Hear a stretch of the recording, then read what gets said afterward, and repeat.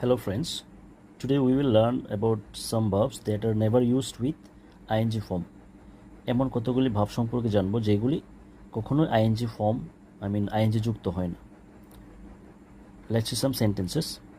আমি যদি বলি সে আমাকে দেখছে বা সে আমাকে দেখিতেছে, সেন্টেন্সটা কীভাবে হবে? হি সিস মি। যদি বলি হি সিং মি, সেটা ভুল হবে। এরপর যদি বলি আমি অসুস্থ বোধ করছি, তাহলে আমরা কখনোই বলবো না আই এম ফিলিং আনওয়েল। তাহলে সঠিকটা কী হবে? I feel unwell. I feel unwell.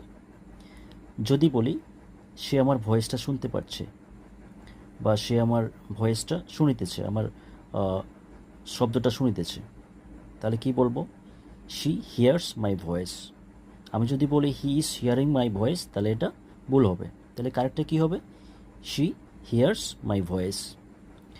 এবার যদি বলি আমি আশা করছি তুমি আসবে, তাহলে কি বলবো? I hope you will come. আমরা কখনোই বলবো না I am hoping you will come. তাহলে কি বলবো? I hope you will come.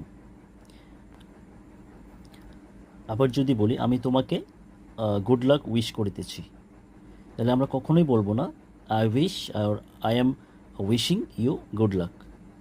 তাহলে আমরা কারেক্টভাবে কীভাবে বলবো? I wish you good luck. I wish you good luck. যদি বলি আমি নতুন কিছু লক্ষ্য করছি বা আমি নতুন কিছু লক্ষ্য করিতেছি, তাহলে সঠিক সেন্টেন্সটা কী হবে? I notice something new. I notice something new. যদি বলি I am noticing something new, তাহলে এটা ভুল হবে। যদি বলি সে 5 টাকা চাচ্ছে বা সে 5 টাকা চাইতেছে, তাহলে কী হবে? He wants 5 rupees. He wants 5 rupees. যদি বলি হি ইজ ওয়ান্টিং, তাহলে হবে ভুল। হি ইজ ওয়ান্টিং 5 রুপিস, সেটা কখনোই হবে না। If you like the content, please like, comment and share and subscribe my channel. Thank you.